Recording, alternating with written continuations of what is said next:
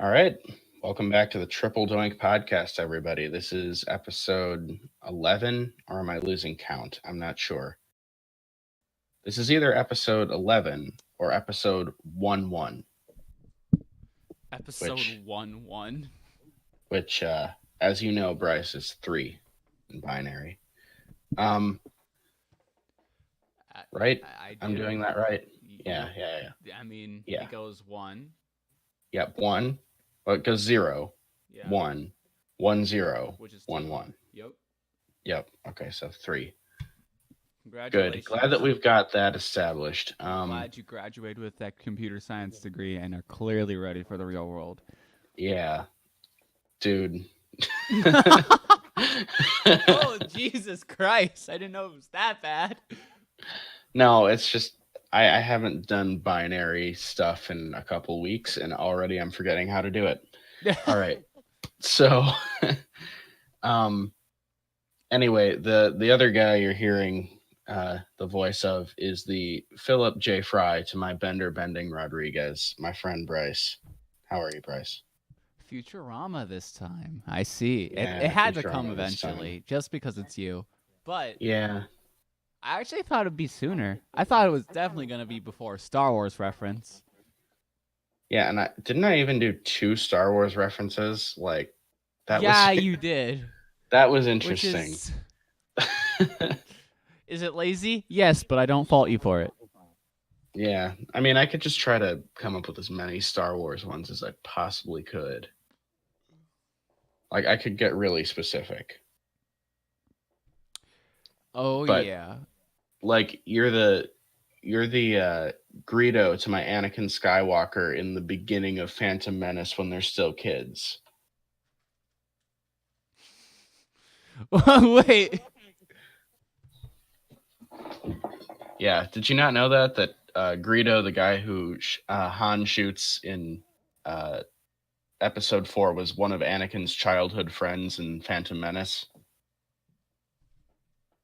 You see, those are the type of details that I tried not to get too into with the prequels. The only thing I really cared about in the prequels is what the internet did to them, in all Mm. honesty. So you're all about that pod race. Oh, yeah. Yeah. Yeah. You bet. Yeah. Star Wars is a Anyway, dead franchise anyway, so it's not like it matters.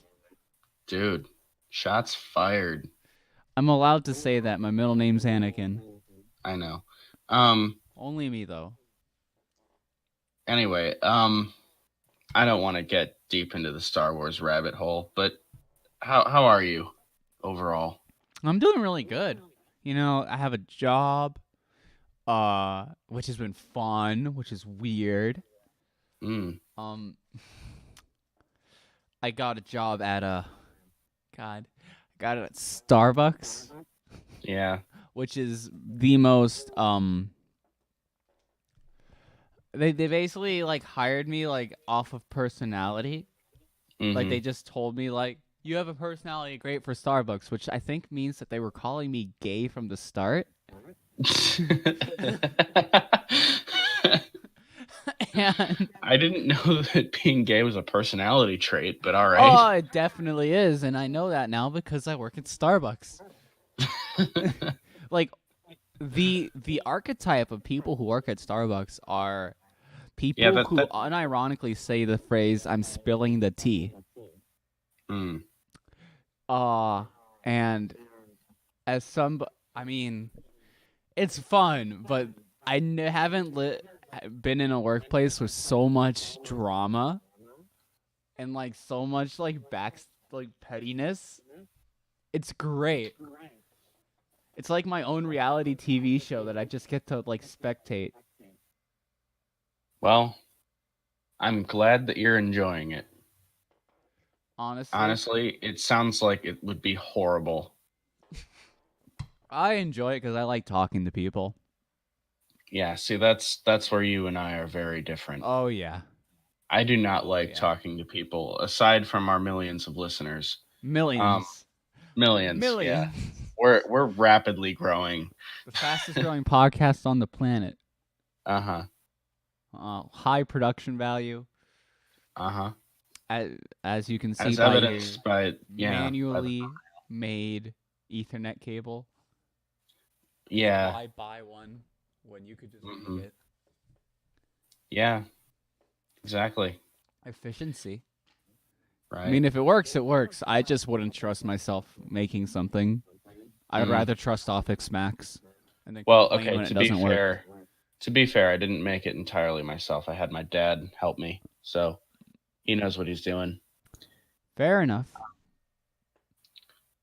Anyway, um, so yeah, what Yeah. is there anything else we want to talk about pre-podcast? Because I feel like this is going to be a light news podcast again.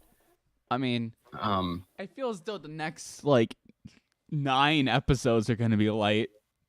Probably, yeah. Um, all right, I don't have anything to talk about. I mean, we talked enough about the Bucks last time. I Uh, wonder why we wouldn't talk about the Bucks now. I will say this. I saw a tweet the other day. So let me look up the scores really quick so I can verify this. But um, the Brewers recently played a series against the Marlins, and they got beaten really badly in the first couple games. Um, Uh huh. and Aren't let me they just tied for first right now? The um, Brewers.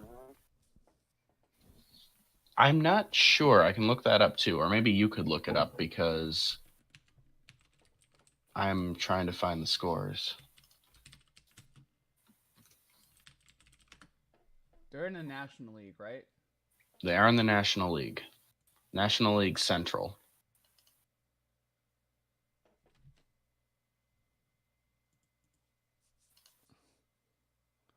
They are. Okay, so they're ranked below the Cubs, but they have one more win Okay.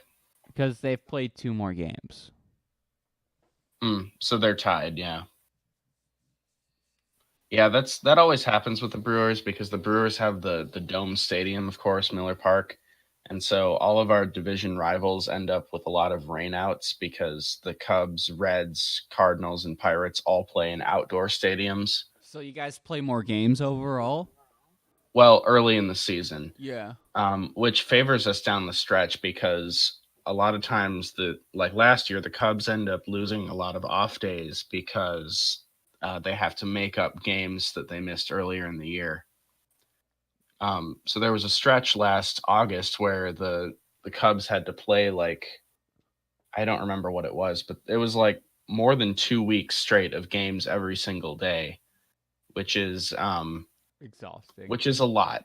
Just a Um, bit. and in the meantime, the Brewers still had regular off days, so it worked out to the Brewers' advantage, and that's how they caught the Cubs at the end of the year. But I'm still struggling to find this because I It looks like most baseball teams here fall we in go. that range, right?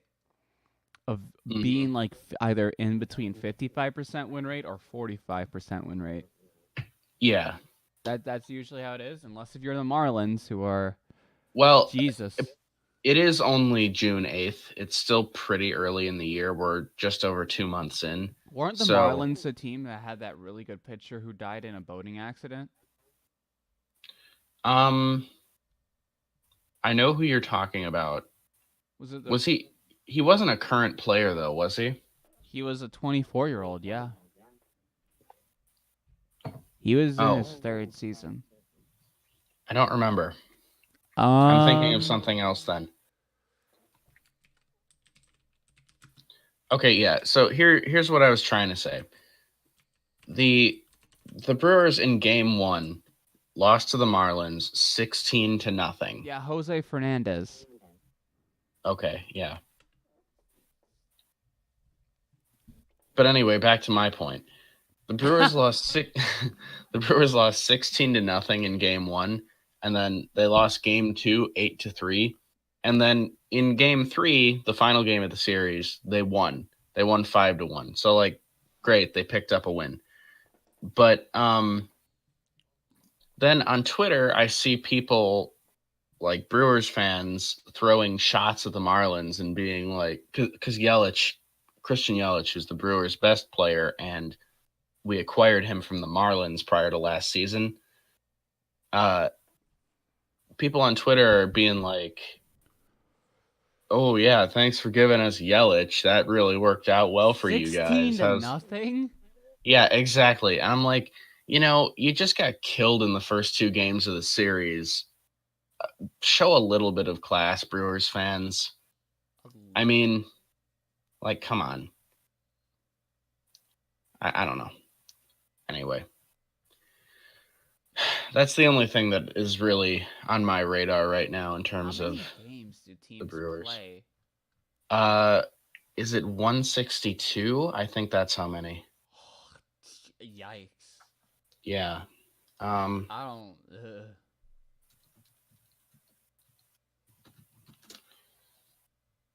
yeah, 162 games. I was right. Um, Occasionally, if there are rainouts and things, and it doesn't matter for the final results, they won't bother making up games. So it could be less for some teams, but yeah, There are so many games. yeah, it's a very long season. It's like you play 6 games a week. Pretty much, yeah. Um, yeah, you get occasional off Man, days. that's just crazy to me, I guess. It's kind of I mean, fun though, honestly. I mean, Like, baseball isn't the most physically demanding of sports unless if you're the pitcher and you are like the only pitcher on your team. well, but that's the thing with pitching is that starters rotate, so they typically only pitch every 5 days. Um, Which so makes sense because you can throw out your arms so easy. right, so teams typically have a 5-man rotation for starting pitchers, and then for relief pitchers, they're usually only throwing at most 2 or 3 innings, and usually less. And they don't pitch every day. They'll usually managers will try to not have the same guy pitch 2 days in a row. So, So the more talented pitcher is a relief pitcher. no, No, they no. pitch more frequently game wise. Game wise, okay, yes. Um, they they appear in more games than starting pitchers, but they throw far less innings That's weird. That's weird. because like a relief pitcher might come on and throw 1 inning or less than 1 inning. Sometimes they might throw a third of an inning or 2/3, and a starter, a good start anyway, will typically be at least 6 innings. So I mean that's a good start. I think to in order to have a quality start, you have to throw at least 5. But um, And you're basically sat by your manager. The pitchers usually don't tell themselves, "Yeah, I'm out." Right? no, it's the manager's decision. But yeah, Are there still games that happen where like someone just pitches the whole game? it happens. It's not common. It's not as common, but it does happen.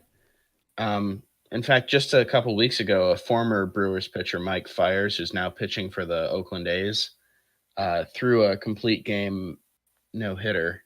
So I mean, um, that's because pretty I think the impressive. two most exciting moments in baseball all both come in the ninth inning. Yeah. One is the top of the ninth, and that is if you are the pitcher and you just all 3 outs from the plate, right? Yeah. That's one of the most exciting moments, and that's actually looking at baseball and being like, wow, this guy is incredibly talented, right? Hmm. And then the other one is obviously bottom of the ninth, you're down, and home run, boom, you win.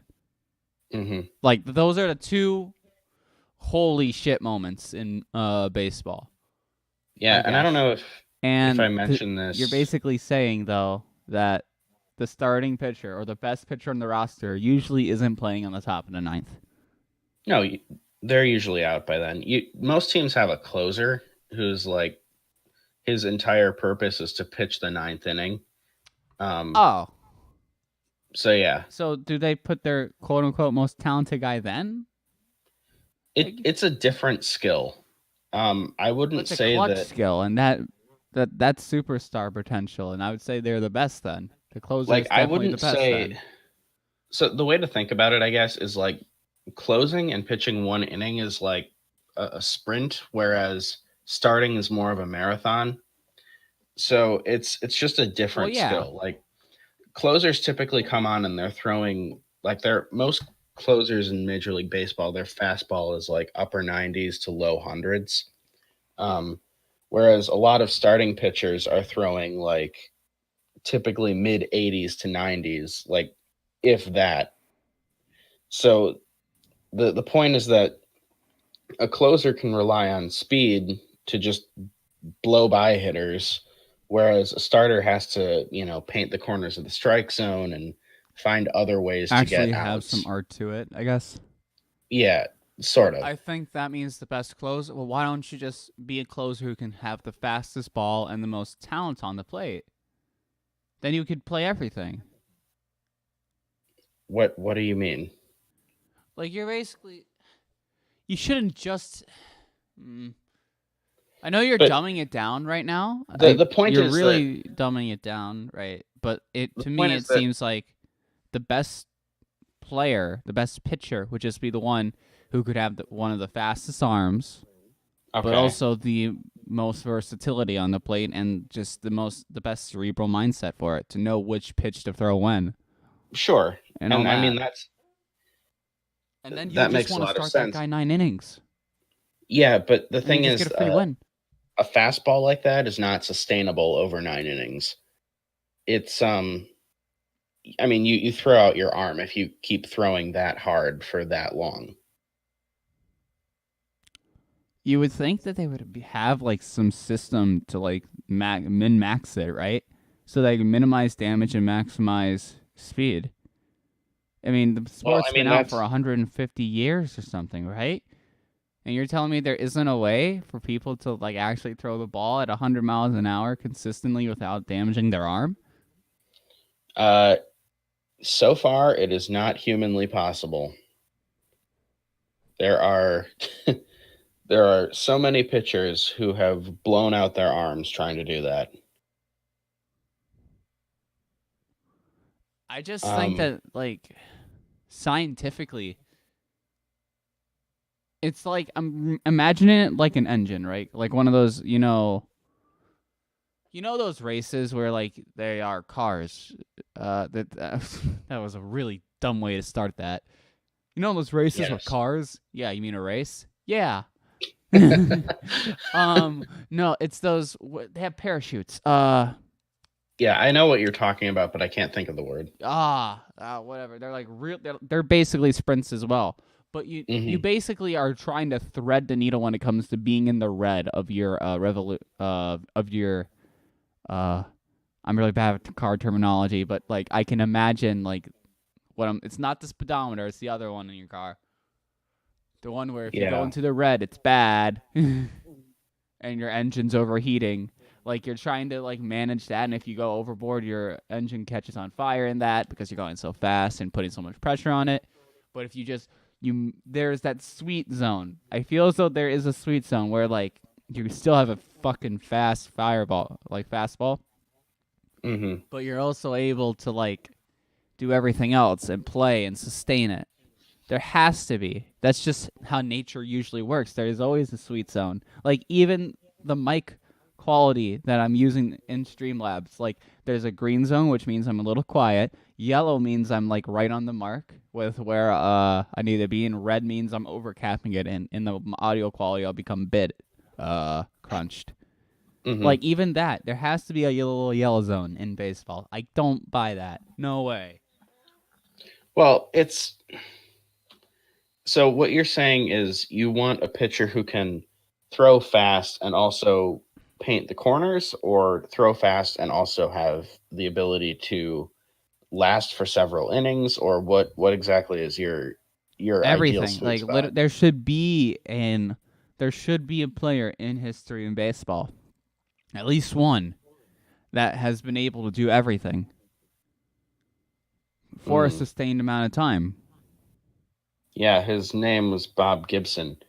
Um, Really? Is he the only one? well, no, he not the only one, but um, in the modern era of baseball, like hitters have gotten so much better that um, pitchers are not able to keep up the way that they used to. You know what I mean? Like you don't see very many complete games anymore as compared to, even like 30 years ago what we saw. Um, but the best pitchers in the game can still, like Clayton Kershaw, the Dodgers ace, his whole game, he has pretty good velocity, but it's not closer velocity. But his whole thing is that his pitches are very deceptive, so it's difficult for hitters to figure out which pitch is coming at them, and make that split second decision. So that's sort of where pitchers, I think, try to be. I think if you were to ask most of the like prospects what they would prefer to be doing, most of them would say they would rather be a starting pitcher than a relief pitcher. Um, and then, those that end up being relief pitchers, they have to kind of specialize a little bit more. All right. I don't know. That's very different from like sports like basketball, right? Yeah, Or like definitely. especially football, where there are little positions where like like the star position, which for baseball for me the star position is the pitcher. You can Hmm. say like the batter, but like that's everyone's a batter. Come on. Yeah. Uh, I Yeah, basketball and baseball I feel like are just totally opposite in that like in basketball anybody on the court can do anything at any time, kind of, within kind of. within the rules of the game. Like you could have like you have positions and roles, but like a point guard can still go into the paint and get a rebound. A center can still shoot a three. Like it doesn't happen as often, but it can happen. Whereas like baseball, you have guys who have extremely specific jobs to do, like the the situational left-hander who comes in to pitch and face one batter because he's left-handed and he's facing a left-handed batter. Like and the numbers are slightly more in favor of the pitcher than if he was a right-handed pitcher. Like Yeah. I think football is more of a juxtaposition to baseball than basketball because football literally has positions that are specialized like baseball, right? Except mhm. that they don't rest. No, they play every game. Yeah, They're but the only player on their team basically playing. You're the only kicker in football.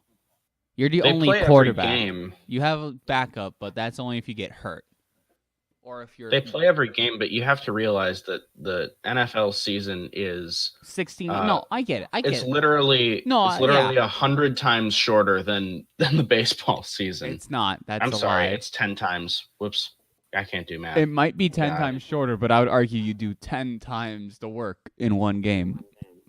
I mean yes, but my point So is it that evens out. like football teams play every week during the season, whereas a starting pitcher is still pitching every 5 days. So like that's still more frequently than a quarterback is out there on the field. Do starting pitchers also play relief ever? Um, sometimes there are, some teams will like switch their pitchers around. So a guy might start the season in the starting rotation and then they might move him to the bullpen later on or something. And then typically in the playoffs, managers will go to like a 3-man rotation or a 4-man rotation. And so the other starting pitchers will end up in relief roles. So it is done. It's just you know, it's not as common. But on to Wow, football. that was a really embarrassing math mistake. Oh yeah, 16 times 100 is 160. Definitely. Yeah. I agree. That That was was very wow. dumb of you. That was extremely dumb. We've also spent Um 45 minutes talking about baseball. Jesus. Well, no, it's not 45 minutes. We didn't start right at 10. Um but anyway, yeah, let's get on to football. That's what we came here to talk about. Unless you want to talk about league cuz I know that you mentioned it earlier. Yeah, it's just starting. G2 looks. It's. I think the one thing I'll say is that G2, the team that just won, went back to their region, and they literally had 3 of their players die so that 2 of their players could 2v5 their team, and they did. They literally. They literally are Okay. just having as much fun as possible and not even like caring what happens because they know they'll win no matter what. It's actually disgusting to watch. Okay. They're I they're winning I like am 10 sorry. minutes faster than other people are. When you said that, now I'm not saying that you used it incorrectly. It just it bothers me when people overuse the word literally, Oh, and literally, yeah. it's because when you just said the team literally had 3 of their players die, I thought, "Oh my god, 3 of their players died?" Oh. Like the actual real No, person no, they died is what literally I died thought. in game. That is And then correct. I I'm using it realized, correctly. It's just yeah, you're using it correctly. It was just a weird moment of, oh my god, they died. What? What happened? Was there a plane crash? Was there, We are like, Marshall. yeah. Aw. Um. But no, no, no. They like ran it into the fountain so that and the fountain has a tower that basically just insta kills you if you're on an enemy team because it's to prevent spawn killing. Okay. And they just did that and had the other 2 spawn kill all 5 of them basically. Hmm. They basically used their health bars as like tanking it.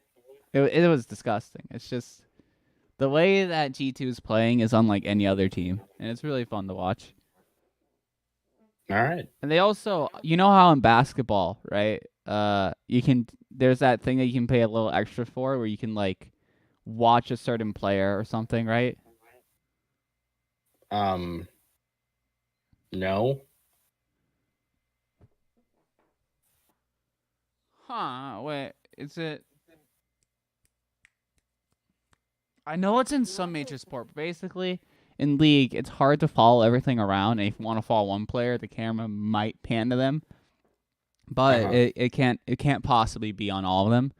But now they have this thing called ProView, and basically you're able to basically have your own viewing experience, and you're able to just follow a single player if you want, or multiple players if you want, and have like multiple different streams. And you can watch the main stream if you want, but I'm never gonna, cause why would I? When I could just actually follow jungle pathing and stuff. It's a lot of fun now. They're really making it. Like it cost me $15, but like that's the whole split, and that's 4 months of gameplay that I get to watch of European League of Legends. So Hmm. yeah, that's what's gone on with League. That's about it because everything just started up again. Okay. Cool. Um. So yeah, let's get on to football. I'm sorry, I don't have like in-depth questions about league because I just know literally nothing about it. Like I feel bad because like I talk about baseball and you and I have like an actual conversation about it, and then you talk about league and I'm just like, okay, I'm sorry. No, you're I'm fine. I mean, I'm terrible at this. I mean, I'm terrible at talking. you make up for it by how much what you made up for it with the Chiefs Lions last week. So don't worry about it. Okay. It's good to know that that's my get out of jail free card forever on this podcast. Um, so anyway, Get out of um, jail. moving on to football, Brian Gain got fired. Um, Good God, that's Captain. good God, Captain. That just happened yesterday, I think, right? Yeah. Yeah, yesterday. Because I know we were texting about like bold predictions and stuff, and I just when I saw that headline, I just texted you and I was like, Brian, the Texans fired their GM. WTF? Uh, And I responded with nothing, I think. that's accurate. Um, Because I was like, I'm at work. I'll text you later. and then Uh, you didn't. and Yeah, then I didn't because I forgot. yeah. I that's understandable. But anyway, yeah, I don't honestly have a take. Um, I don't really know what to think about it. Like the I'm glad the Texans are going up in flames. That's all I can say.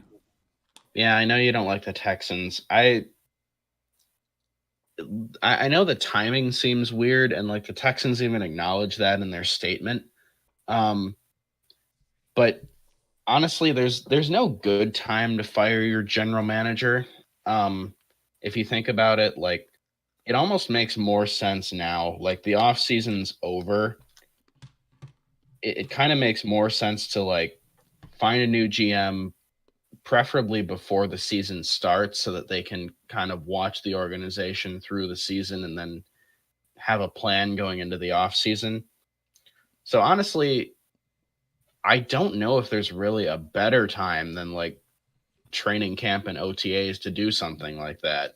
I mean, he just handled your entire draft, though. Yeah, but like, okay, you got to think about this though, because like, think about when they must have made this decision. Like, when did they think, yeah, we're going to have to fire our GM? If you make that decision, like, right before the draft, you're not going to fire him immediately before the draft and then have nobody to handle your draft. You know what I mean? Like Well, yeah, you handled the draft. the owner? I don't think The so. coach and the owner. That's a bad recipe.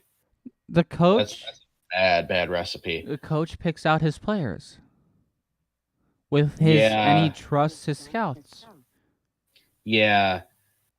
There's a problem.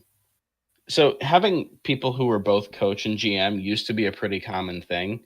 And now I'm pretty sure Bill Belichick is the only one. Um, but it historically just did not work very well. Well, if you handle it poorly, it will. I think giving Historically, hey, did you know historically 31 teams are lose the super and don't win the Super Bowl every single year? really Yeah, I every know. year since the last expansion team. Wow, you're right. Um, anyway, the point is it hasn't worked out very well in recent memory, and that's why teams have gotten away from it. Um, I think if you have the right guy, um, then yeah, absolutely it can work. And I mean, Bill Belichick has kind of proven that. But I think that if you don't have the right guy, it can be a disaster. You basically have. I think that what he should be is that your scout. It's basically the coach and like his scouts, like The and the scouting scout director, whoever. I don't know the title, but like they like should I can all be in the understand that, room. but like, okay, think about this though. The most important parts of the off season, right, are free agency and the draft Yeah, for from the general manager's perspective. I agree. Like, so if you think about it, like if the organization decided, you know what, we want to get rid of this guy, and it was like right before free agency started, they're like, well, if we fire him now, we're going to be screwed. And so they waited until after the draft. And that kind of makes sense. It's just like, I don't know. I feel I like if you're going to fire the GM, it needs to be Middle of season sometime. is the best time. In middle of a lost season. I disagree. You just And take the I season know and that. have the guy look at how the team's running for the last 8 weeks, and that would be his running, being like, okay, what do I need to do for the next time? Because that would give him enough information.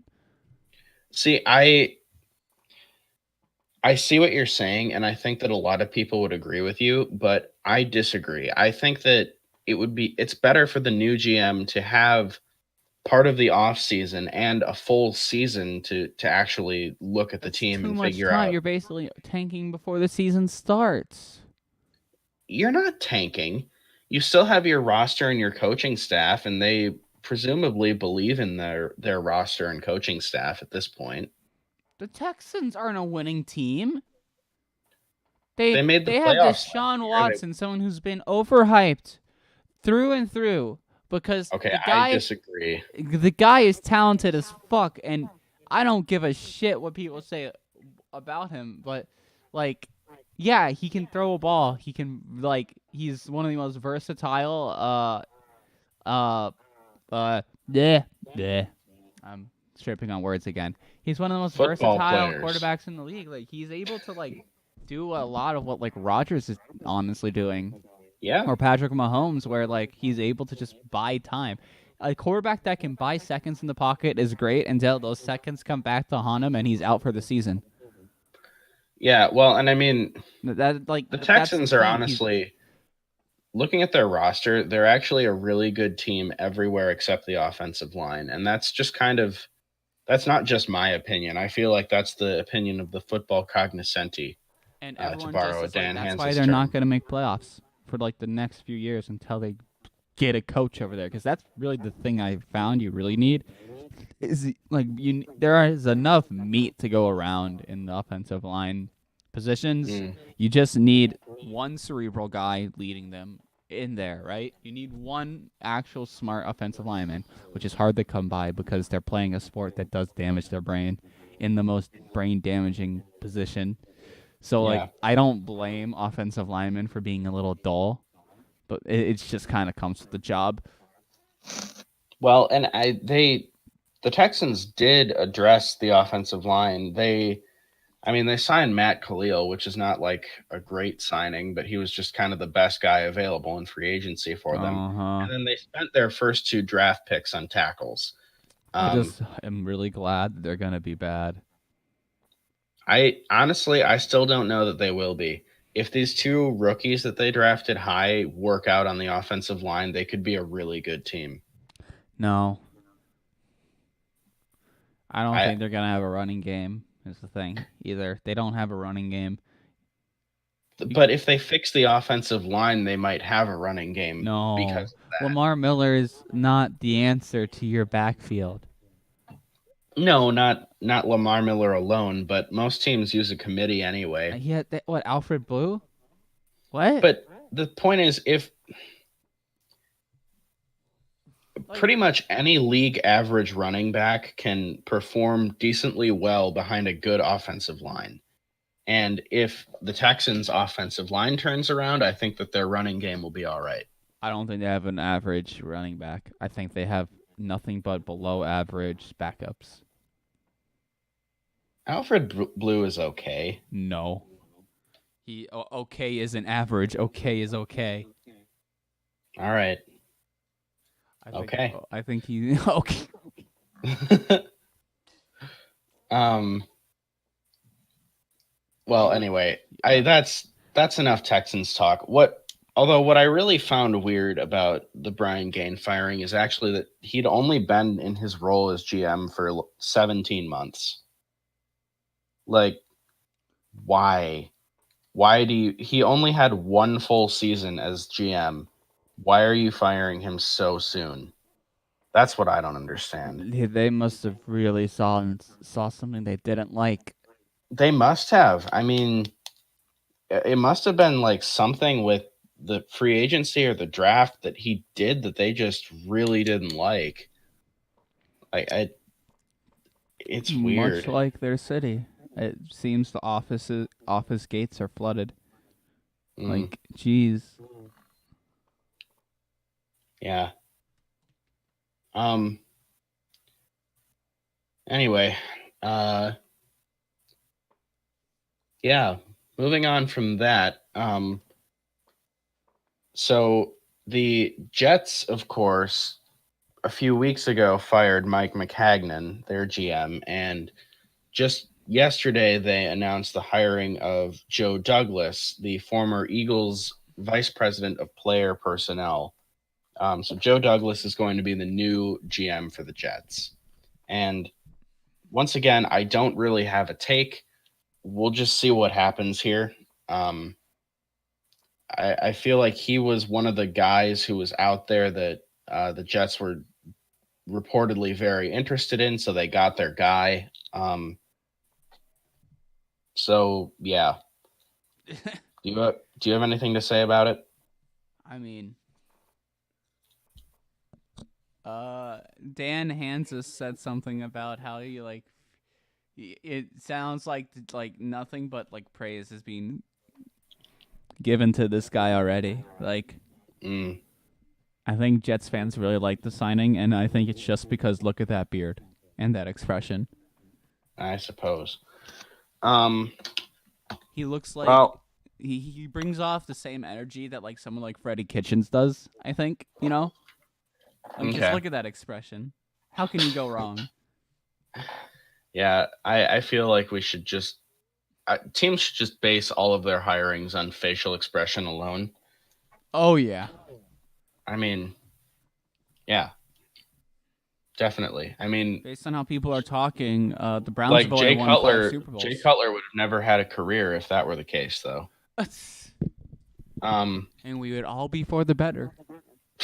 yeah. Um. Anyway, uh, so yeah, like I said, I don't have much to say about Joe Douglas or Brian Gain. I guess we'll just kind of see what happens with the Jets and Texans going forward. Um, I mean, I'm hoping the Jets turn things around and are a good team going forward. So I'm hoping this move works out for them, but we'll just see what happens. Yup. Um, so the Eagles, of course, moving on from GM news, the Eagles lost Joe Douglas, their VP of player personnel, but uh, good week for the Eagles still because they extended Carson Wentz. Oh Uh, yeah, I heard about that. Yep, they made him the new highest paid player in professional football, giving him a 4-year extension, 128 million, ties him to the Eagles through 2024. So he's going to be an Eagle until his age, I think, 31 season. Um, so he'll still have a chance to get that big contract while he's still in his prime. So I mean, that's probably the biggest news that's actually happened this week relating to an actual player. So yeah. I mean, I I don't I really actually agree with him feel being the most overpaid. He's still overpaid. I don't like here's the the thing though, roster building that this like. Eh. that you have to realize that every team with a franchise quarterback is going to have to pay that quarterback, and every new quarterback contract makes that guy the highest paid player in the NFL.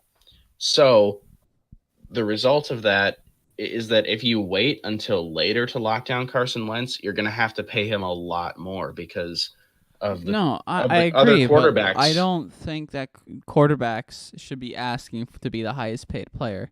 I think they should actually say, I can go 5 mil under the most highest paid. Like if he were to Yeah, ask for a they hundred can go the fifty, Tom Brady route, yeah, but Brady's which pretty much the only quarterback who does that. and he has Super Bowl rings. Hmm. Yeah, One I second. feel like more quarterbacks should be connecting the dots on that. But failing that, I agree with you. The system may be a little bit broken, but it's ultimately, I think, a good move for the Eagles. I mean, they had to lock him down. He's their guy going forward. Um, so yeah, they they get him secured through the 2024 season, and I also think it's good timing for them because Carson Wentz.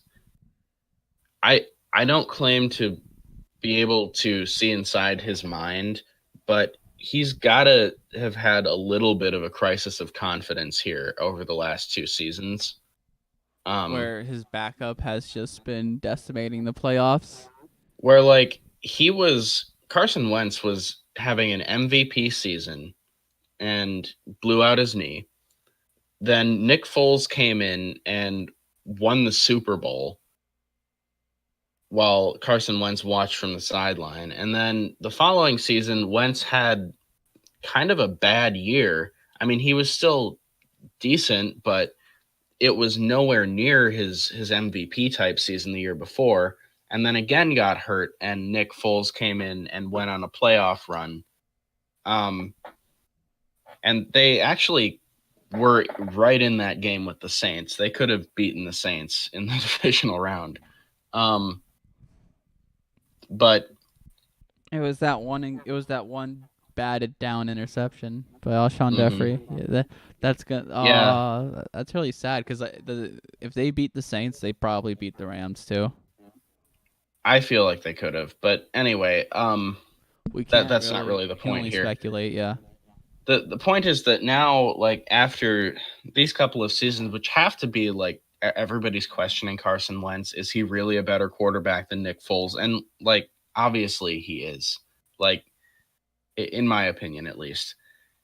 But No, no, he's no, got to no, have no, no. had Don't do the my opinion thing. If you believe that shit, that's fact, right? no. No, It's it's still fact. my opinion. It's not just of an opinion. You see, Here's the thing: there. This is a terrible tangent to go on, but I'm going to go on it anyway. In 2019, in our society, facts and truth are, let's say, distorted somewhat. People think that they can just people think that where are you whatever they going with believe. this? People today think that just whatever they believe is true. You know, We live in a society. vaccines cause autism. No, they don't. What the heck, But dude? the point Ryan, is, I know I'm where is really this going off. going? The point is that eh, no, what you believe is not fact. It is and I don't believe opinion. it. It's just fact that Fact. Gardner Okay, Minshew is the best quarterback in the league right now. no. Uh, Fact is fact. Baker Mayfield had 7.67 yards per attempt last year. That's a fact. Okay? Baker Mayfield is the best quarterback in the NFL is an opinion. Is a fact. No. No. It's There's a big difference. You should treat your opinions like they are facts so that you can have an actual conversation and be held accountable for them. That's how I feel. Wow. You would make a great politician, Bryce.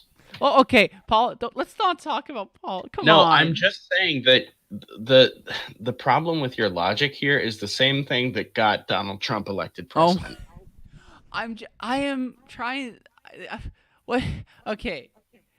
I think it's more entertaining to do this. I don't take this as lightly as you do though. I seriously I don't present my opinions as fact. It's just a matter of policy. And I feel that nobody should. And I unfortunately love too many people doing do. my opinions as facts because like obviously everyone knows like okay they're my opinion right. Everyone knows that, and I think it's because the way of I emphasize everything in my speech pattern is I mean if you don't catch I kind of can sound like an asshole, but Yes, I understand what you're saying, and for the most part, I can tell when you're just doing that, and it's not a big yeah, deal. because Like when you were saying the Texans are going to be terrible earlier, like we don't know that. yeah, the Texans are gonna be shit. I say that because it's like I just have unwielding confidence in my own self and my own team, and I don't Hmm. want the Texans to be good. So I'm just gonna be like, emotion, take me away. Yeah, I get that. But anyway, that's enough of this tangent. That tirade, that little Ryan Yeah, rants about the political but in sentiment. all seriousness, get your kids vaccinated. Um, so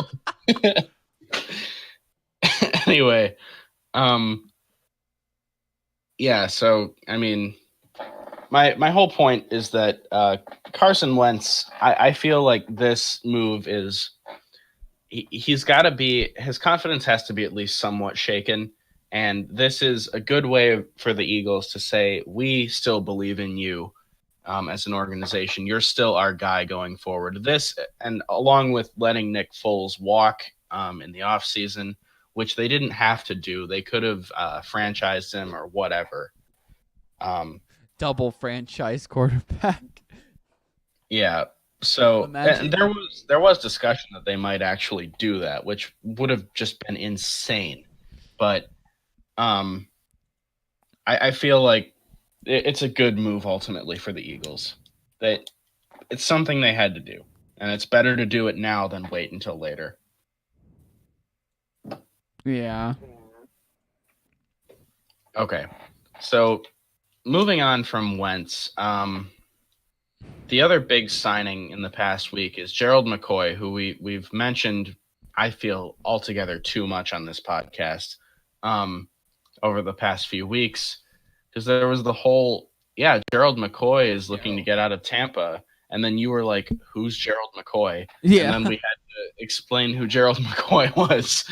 Um, Anyway, he visited the Browns and Ravens, went away without a deal, and ultimately signed with the Carolina Panthers. And Yeah, that's right. I heard about that.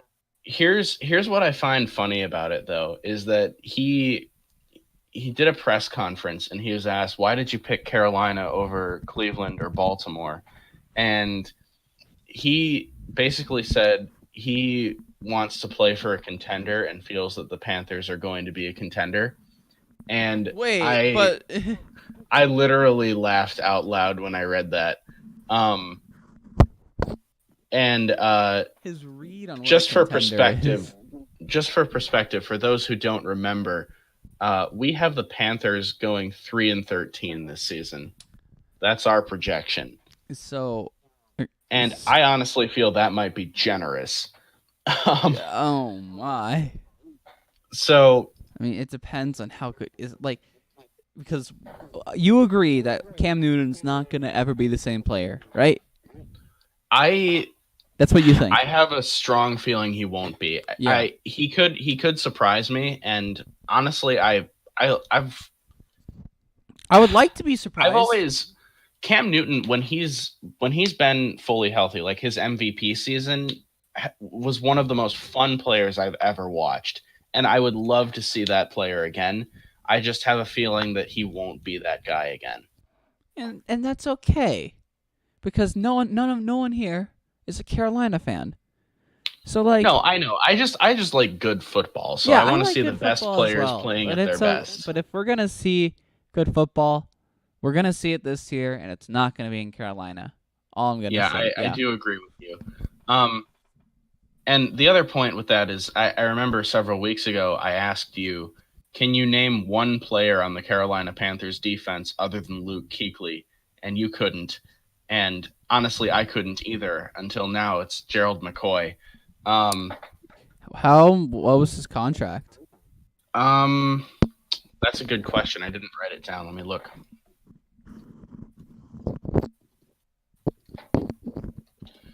Let's see. Contract details. That sounds promising. 1 year, $8 million.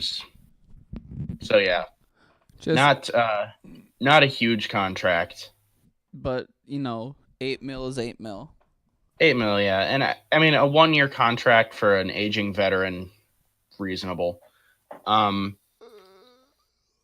so yeah, he'll have a chance to sign with an actual contender next off season if he plays well. Um, so anyway, shall we move on Yeah. from Gerald McCoy? Okay. Um, the next news item, I considered leading the news with this. Because good God, Captain, someone tore his Achilles. Oh? Good Yeah. God. Would you like to say good God, Captain? Good God, Captain. See, that's where you're wrong, kiddo. Because Wait. The guy who tore his Achilles was Packers head coach Matt LaFleur. Yeah. Apparently he was. Wait, Yes. you can't do that to me. So he's not going to be out for the season. He's still able to coach. He in a wheelchair, the entire like crutches on the sideline. apparently so yeah, apparently he was playing basketball, which he does. That's his workout. He plays basketball, I guess, and he tore his Achilles. I'm sure he'll play basketball again when he's healed, Bryce. Nah, he's done forever. He's been traumatized, PTSD scarred forever. He'll never play again. A career-ending injury. His career in like rec league sports. Oh yeah. Anyway, so apparently he's going to coach from a golf cart, is what the article said that I read about this. So for training camp, he's basically just going to ride around in a golf cart and coach people because he can't walk.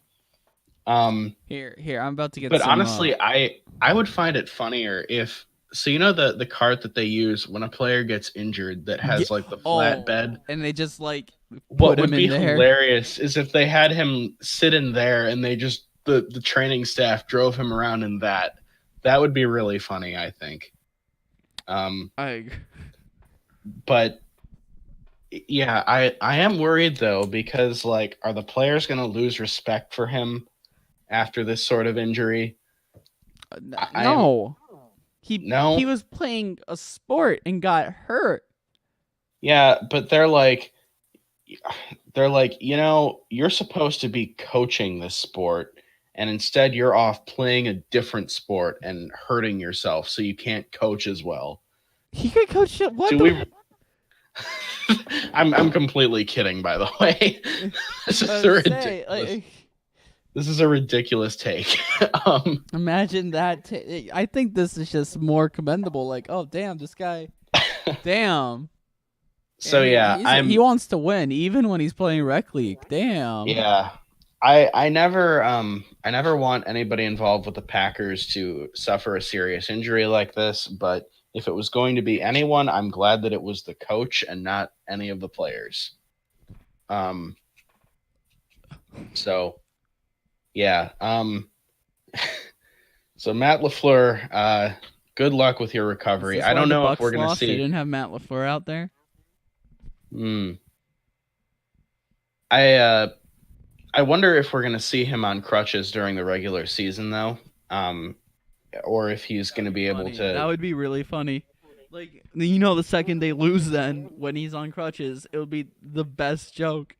There will be a picture out there of him just like looking depressed on his crutches. It'll be him next to not Aaron Rodgers running down the tunnel, getting engulfed by flame. And yeah, Packers will look like, you know, a handicapped mess. Yep. We'll be that one guy from SpongeBob in the chocolate bar episode. Yeah. With the every morning I break my legs and every afternoon I break my arms. That guy. Oh yeah. Anyway. So moving on from Matt LaFleur, good luck with your recovery, buddy. The Detroit Lions have added wide receiver Jermaine Kearse, who spent the last couple seasons with the Jets before, or after rather, he had began his career with Seattle. And it makes sense connecting the dots because the Lions' new offensive coordinator is Darrell Bevell, who was the OC in Seattle before that, when Jermaine Kearse was there. And also Darrell Bevell is the former Wisconsin quarterback, so yay. But it kind of makes sense that Jermaine Kearse is going back to play with the guy who he's already familiar with, knows the system, all that. So it gives the Lions a little bit more depth at wide receiver. He'll fight with Danny Amendola for the number 3 receiver spot. So yeah. I don't That core I is don't have. actually not the worst. It's Yeah, their Galladay, receivers Marvin actually Jones, look good. Amendola, and Curse, right? Yeah, yeah. That's That not actually bad. And then you have there Carryon are Johnson, Matt Sat. Huh? Didn't they get there are one of actually the a lot of Iowa teams. tight ends, right?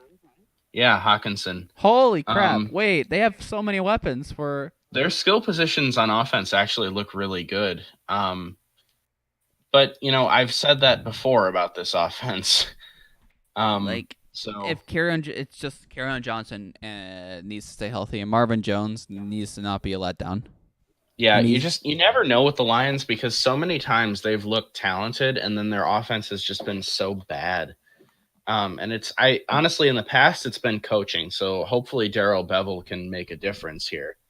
Um, and of course this is with the exception of a couple years ago, the one good Jim Bob Cooter season.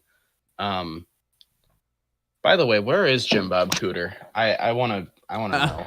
shake his I'm gonna hand. look I'm gonna look that up really quick. What is he doing now? Where are they now? Jim Bob Cooter. Jim Bob Cooter. Let's go to his Wikipedia page. Oh, he's with the Jets. He's Oh, what position is he? Oh, he's the running backs coach for the Jets. Okay. So he gets to coach Le'Veon Bell. Cool. huh. Um that's a teaser for later because we're going to talk more about Le'Veon Bell. See what I did there? That's called podcasting. Um so anyway, any other thoughts on Curse? I don't Curse. have anything else to say on it. Good for him. Hope that the Lions beat the Chiefs. Yeah, I feel like Lions Chiefs is now confirmed. Um, I feel like this just solidifies it that it is going to happen week 4. The Lions will beat the Yeah, Chiefs. the curse will be the X factor. Jermaine Curse will be the X factor. No, if you listen to my play-by-play of that game, clearly Kenny Galladay was the X factor. But anyway, um, so moving on from Jermaine Curse. By the way, you mentioned offensive linemen earlier. You need one cerebral guy to kind of anchor that line. Um, the 49ers have extended Joe Staley, who has long been considered one of the best offensive tackles in football. Um, they gave him an extension through 2021, which was interesting because he's kind of been contemplating retirement the last couple of years. Um, but it's kind of a move that to me just says as long as you want to stay, we'll have you around. Um, so I think it's just a classy move by the Niners. I think by their Yeah, organization and a smart move too, because for sure. even now, even at his age, he's still playing like one of the best tackles in football. And offensive linemen are hard to come by, as the Texans can tell you. No. See, my brother is looking at the thumbnail and he thought that the general manager for the Jets is the Mountain. Further emphasizing that he looks like he's going to be successful. Oh man, he does look like the Mountain. Wow. What a like Joe Douglas. How can he go wrong now? Oh my God! Somebody somewhere make a Jets personnel as Game of Thrones characters thing. Oh man, just Oh just the coaches and the general manager. yeah, just the coaches and front office people as as Game of Thrones He'll be the characters. Mountain and their owner is Cersei. um. Anyway, uh. So yeah. Yeah. Moving on. It was announced that the preseason game between the Raiders and Packers is going to be played in Winnipeg, which is interesting. Huh. Um, and also, the Raiders are going to be playing a game in London this season. Let me check which week that is quick.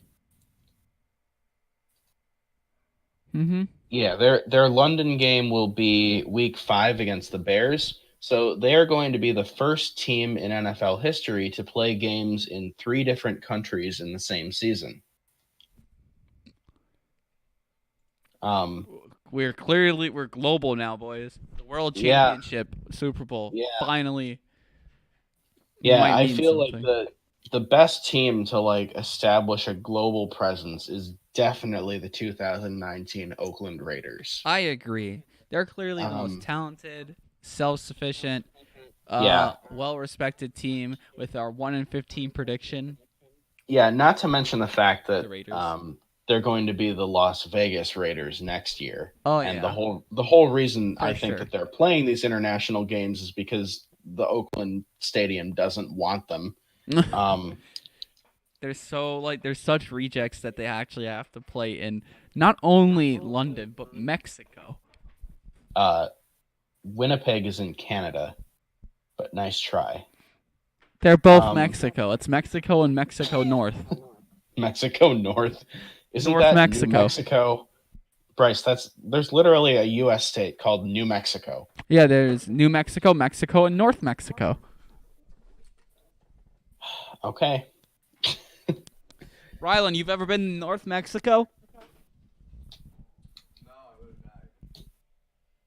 I thought North Mexico was just the northern part of Mexico, You've been but mistaken. It's actually Canada. okay, I didn't know. I thought Canada was North Montana, or North was that just Montana? in Meet the Robinsons? Um, which by the way was a terrible movie, one of my least favorite children's movies. Um, Meet the Rob. Did you know that there are 4 open seasons? I've never seen one of them, and no, I did not know that there were 4 open seasons. That wow, I can't believe. I mean, good for them for making that many, but like, wow, Yeah. I hmm. So wait, let me get this straight. There's 4 open seasons, but they couldn't make a sequel to Over the Hedge. Yeah. I mean, come Over the on. Hedge was fun. I loved Over the Hedge. Rylan, remember Over the Hedge? Over the Hedge was a great movie. It was the one with the raccoon, and there was. There was a turtle. You're right. I can't say raccoon. You can't say Season, raccoon. open season 2, open season 3, and open season scared silly. Look at So, want to see hear the revenue tank. Look, oh you're about boy, to hear some of the great revenue. I'm very excited to hear. So first open season made 200 million. Next one made Okay. 8. Next made 7, and the last one made 1. Holy crap! I have a feeling they won't make another one. Um. So anyway, are we done talking about open season? I believe so. Is there any The open more season news you would like to talk franchise, about? or you know what? Let's refer to it from here on out as the open season epic. Yes, I agree. Um. So yes, there are a few more news items. The Patriots apparently have released Austin Safarian Jenkins to allow him to take a month off for personal reasons. That was what was in their statement. Uh, so they're even more thin at tight end than they were, um, and they were already pretty damn thin. That is interesting. Yeah. Is everything okay over there?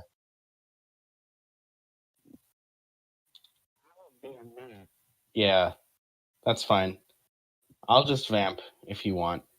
Um, so yeah, I'm just I don't know what the Patriots are gonna do at tight end, honestly. Like they Ben Watson is suspended for the first 4 games, so when he comes back, they'll have him there. But even then, I mean, it's Ben Watson in his 30s. You know, it's he's not great. I feel like their offense is just going to be drastically different this year. And I mean, I have full confidence that Belichick and Brady will figure it out. It's just that it might take them a while to do that. Um, so yeah, let's see. I can move on to the next news item, but I feel like that's something I want Bryce to hear about just because it's kind of funny. Um, yeah, Bryce is crying. I don't know what that's about. Hello, I'm back. You're back? By the way, that crying earlier, the audio of the stream couldn't pick it up, but you could. Yeah, okay. Well, I told them that you were crying, so that's okay. Oh, Um, fantastic. yeah. So they know. Ah, Bryce is just a mess right now, guys. Um, dealing with a lot of things. okay, so I talked about the Patriots tight ends and ASJ. Do you have any thoughts on that? I'll always associate Austin Safarian Jenkins with the Jets. Mm-hmm. So That it's one always play, really weird to hear that he's on the Patriots. well, he's not anymore. But Well, yeah, I that mean, that one wasn't it him that one play that got overturned where they made it a touchback instead of a touchdown. That was ridiculous. I think that was him, yeah. Yeah. You know, those Um. like mid 2010s Jets were something Oh to yeah. watch. Oh, yeah. But apparently, Austin Safarian Jenkins has never played a full season in his career yet. Um, Isn't he because been in the of league for like 10 years? no, he hasn't. Not that long. Only like 5. Um, but he hasn't played a full season, and it's mostly been off the field stuff that's resulted in that. Um, so yeah, that's that. I don't know what the Patriots are going to do at tight end, but I'm sure They'll they'll figure probably something find out. something and they'll just be fine. I'm sure they will. Um, history. So moving on to I've got one more news item and then a new segment that we're going to debut here. But the final news item has to do with Chad Kelly. Are you familiar with who Chad Kelly is? Wasn't he a head coach at one point? Nope. No, he is the nephew of Jim Kelly, the legendary Bills quarterback. And I believe he was Mr. Irrelevant. He was drafted with the last pick by the Broncos after they won the Super Bowl. And he's now with the Indianapolis Colts. Um, but where he's essentially fighting for a roster spot. But Uh-huh. he has been suspended now by the NFL for 2 games because of a 2018 incident in which he was arrested. Good God, And Captain. this story, when it happened, this was just my favorite thing that happened in 2018. To be quite honest with you, um, other than the St. Louis trip, was that That 2018 or was that 2017? I was can't even remember. 2018. That was just last year. Yeah, it was. Okay. So other than that, this is probably my favorite thing that happened in 2018 is that Chad Kelly got arrested for criminal trespassing after he stumbled into someone else's house who he did not know, mumbling incoherently, and dressed as a cowboy, and Now, sat down on the couch next to the people who lived there and just mumbled incoherently.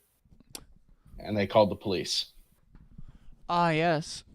Now, to provide some context, A few things, yeah. the reason that he was dressed as a cowboy, well, okay, Costume party? the reason that he was mumbling incoherently and stumbling around is that he was drunk, Yeah, obviously. that part was a little clear.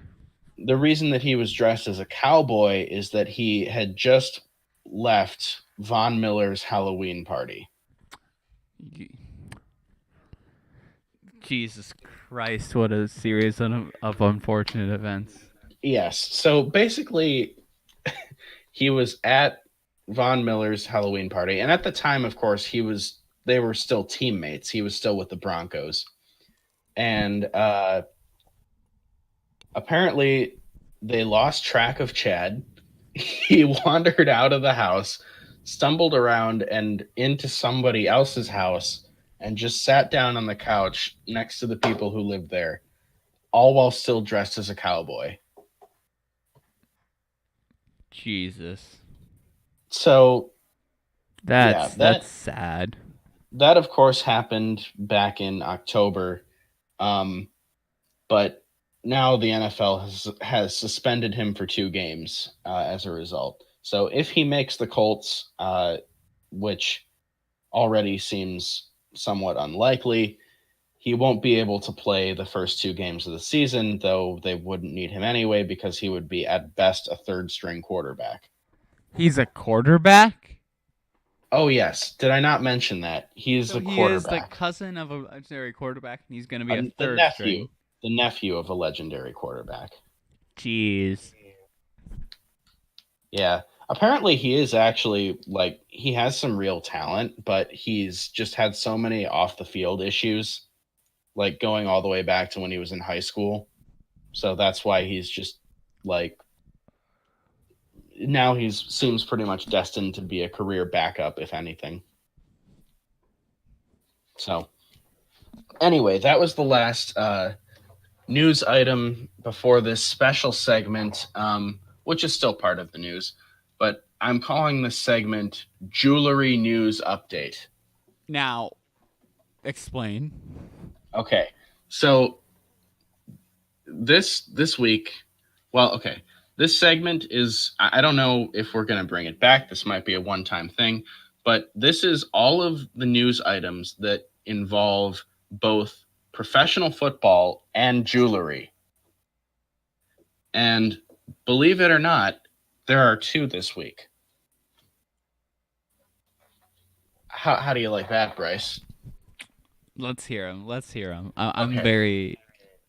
So the first one is that Drew Brees, the Saints quarterback, for those who don't know, um, apparently he testified in court this past week against a jeweler who is accused of selling Brees and his wife a total of $15 million worth of diamonds over a 4-year span. Um, and apparently they had this jewel collection appraised, and it's only actually worth about 9 million. So apparently, Drew and his wife got ripped off for about $7 million, and they're now suing this jeweler in attempts to get the money back. Jesus. Yeah. That Um, is, I don't have anything to say about that. I don't really care if he gets his money. It's jewelry. They're playing with such amounts of I know. money that it doesn't affect me. That's exactly my thought too. Is just like I do not care. Like, do you know how much money Drew Brees makes? Like, $15 million is like nothing to him. That's not even a whole season. No, it's not. No, his let me see here. Like his, Jesus Christ. Yeah, his contract details, by the way. Yeah, his most recent contract was 2 years, $50 million. So like, yeah, um, he makes a lot of money basically, and that's not like I mean that's before like endorsements and all that stuff that I'm sure generates a lot of money for him. So this is like this is very little money comparatively. But anyway, that's what's going on in jewelry news. Also in jewelry news, I'm going to read a segment of an article from the Washington Post from writer Des Beeler, and I'm only reading this because there's some clever wordplay at the beginning. Um, So this is from the Washington Post. It says Le'Veon Bell may have a new team after famously refusing to play for Pittsburgh last season, but it would appear that he is still having issues with Steelers, and he spells Steelers Stealers. So So, like, so someone stole his jewelry. yes. The New York Jets running back returned to his Florida home from the gym last month to find over $500,000 in jewelry missing and two unidentified female acquaintances gone. The women were described in a police report as his quote unquote girlfriends, Wait, according to the Associated Press on Wednesday. what a Chad. He had two? Bell, 27, said he discovered his closet in disarray and all his jewelry gone, per the report. That included a diamond encrusted Black Panther pendant, two gold chains with diamonds, and a Rolex watch.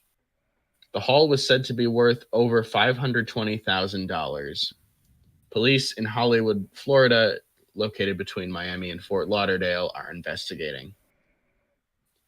So, yeah, Lev Bell is out over $500,000. More money being bled by Steelers. Wow. Yep. So yeah, and I think you pointed out the most important part of this article, which is the fact that he had two girlfriends at his home at the same time while he was not there. That that just seems like a recipe for something bad to happen. Or something really, really good. Small chance. Small chance. Small But chance. hey, you can't front a player for trying. I mean, you never know. They could like come up with a solution to the Middle East, but that's a very small chance that that could happen. Um, I mean, honestly, how weird would that be? Like, Lev Bell is like, okay, bye, I'm going to the gym. Goes, has his workout, comes back, and his two girlfriends are sitting at a table, like just surrounded by papers and maps and things, and they're like, Lev, we got it. This is the solution to the Middle East. Like, how weird would that be? Not as weird as him still having two girlfriends. Yes. Yeah, not as weird as him just coming home and the two of them just like sitting quietly, happily in the same room as one another. Um, Yeah, we split him. What do you mean? What's so weird about that? I mean, he's obviously got a lot of money, so we know why they're there. Um, but What you trying to say? okay, I'm not saying that these two women are shallow in any way, but they did steal $500,000 in jewelry. So, um, anyway, yeah, that's jewelry news. This has been jewelry news with Ryan. I don't know if anything else will come up. Maybe Michael Crabtree will get his gold chain snatched again. That would be interesting.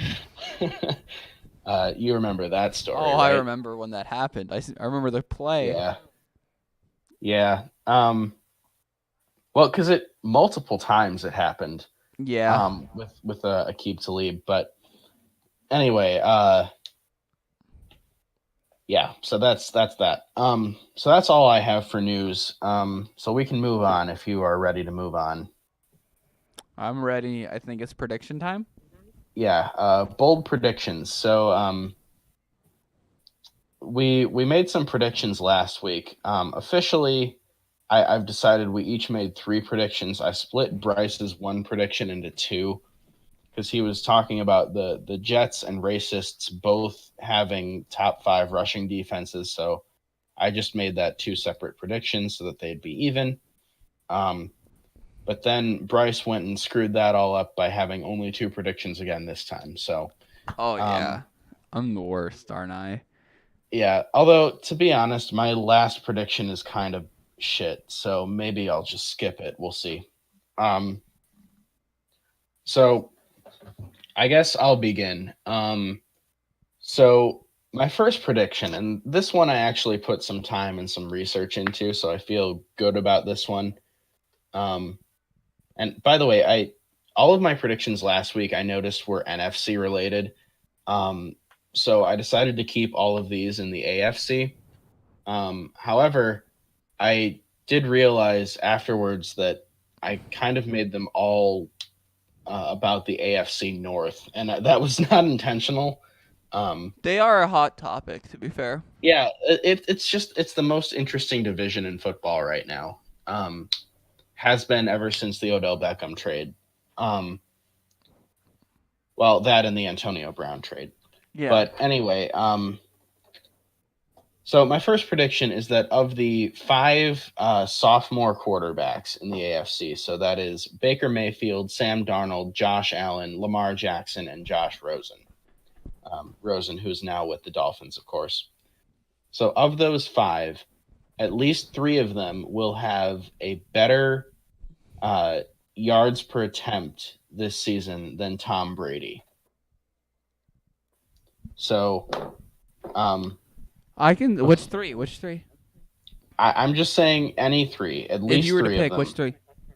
So here's my explanation of this, and I'll kind of get into which three I think it's going to be. So breaking down last year's numbers, Baker actually did have a slightly better YPA than Brady did. Baker was at 7.67 and Brady was at 7.64. So very slight difference. And then after that, it's kind of a steep drop off to the other four.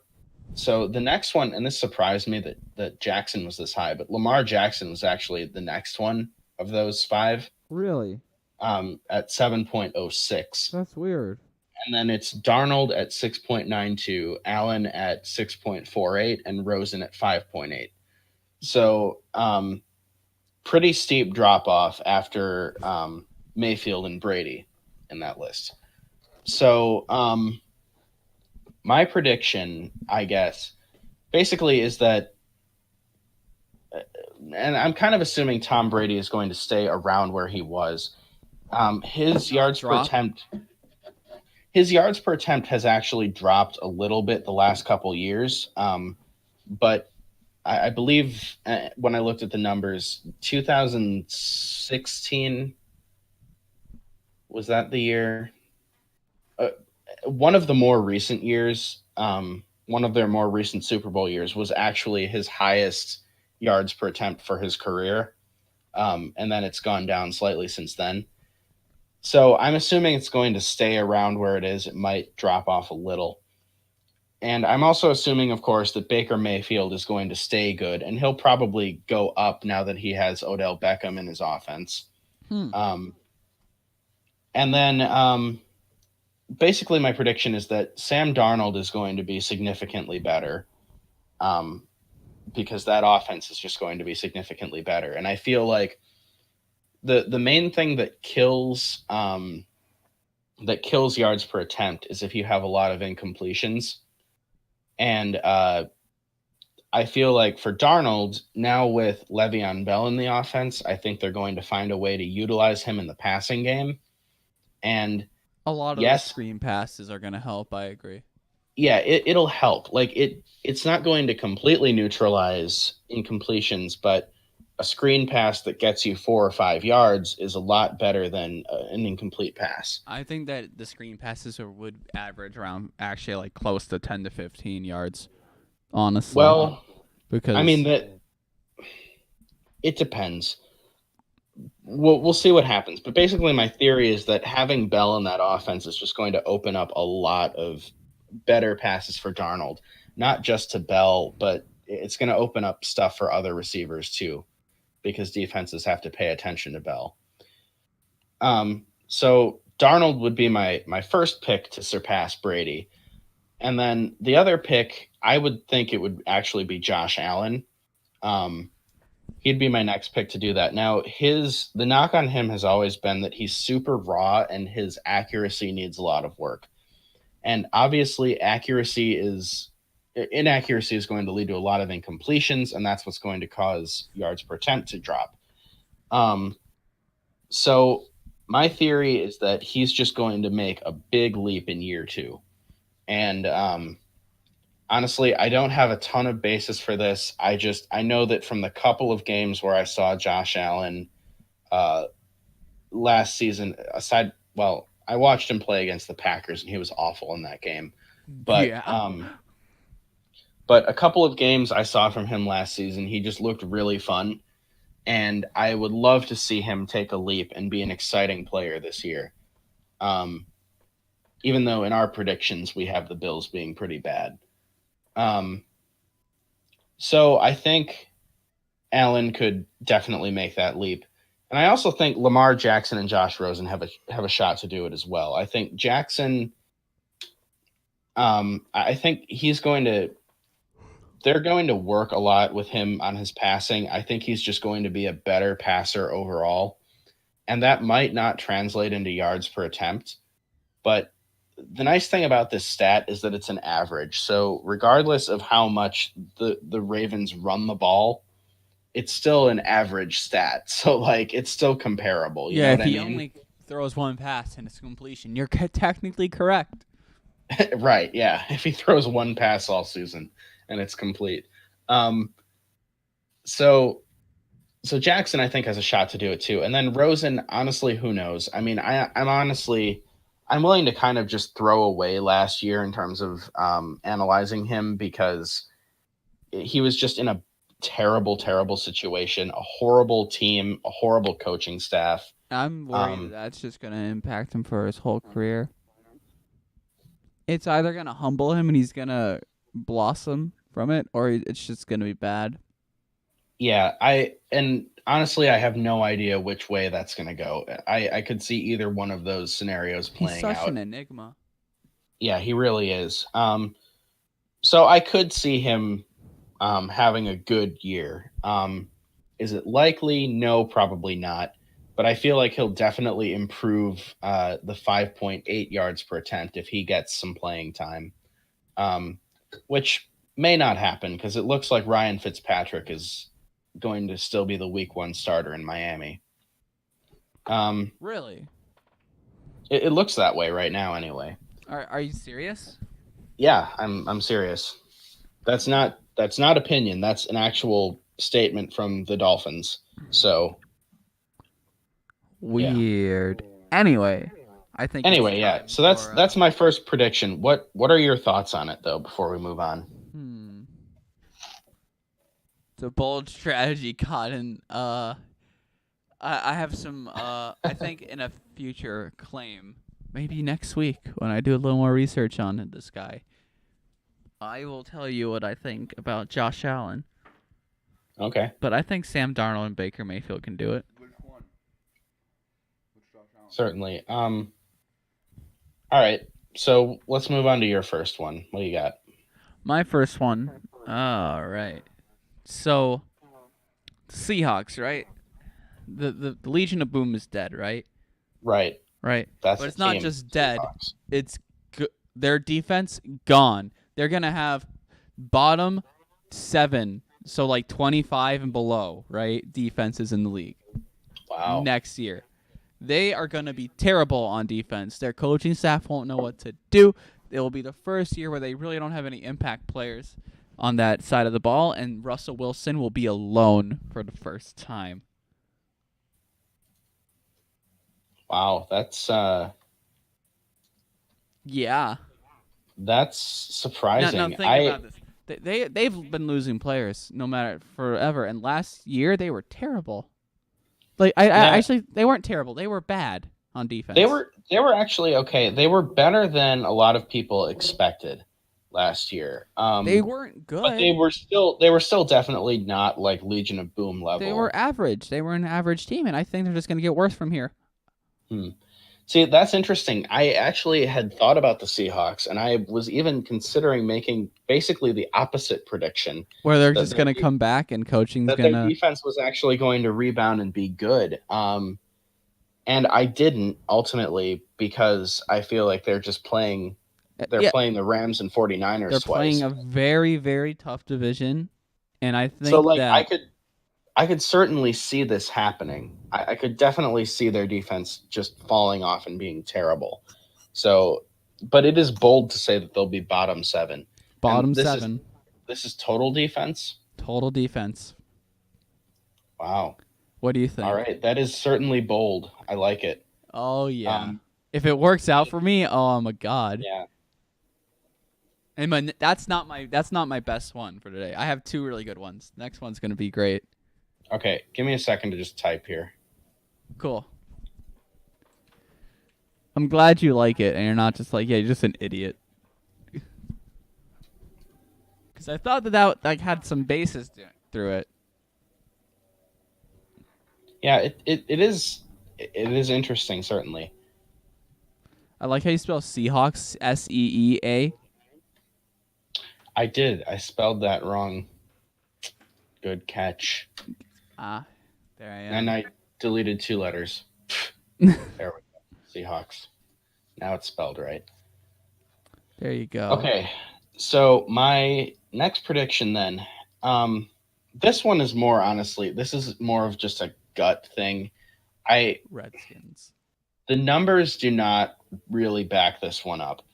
And I did research it a little bit and look into the numbers, but I was looking into the Pittsburgh Steelers, and I think I have a little bit of a theory. Now, I know you don't like to buy into like locker room stuff and team distractions and all that. But I seriously think it's a factor. And I think that part of the reason that the Steelers were bad last year is just that there was just too much going on around that team. Too much drama. Too much drama. And I think it really did hurt their team in a lot of ways. So basically my prediction is this, that the Steelers offense this year will have more total yards than any year since 2013, which was the year that Le'Veon Bell was drafted. So they will have more total offense this year than any year of the Killer Bees era. So what you're telling me is that this is going to be Roethlisberger's best season. Best season in quite some time, yes.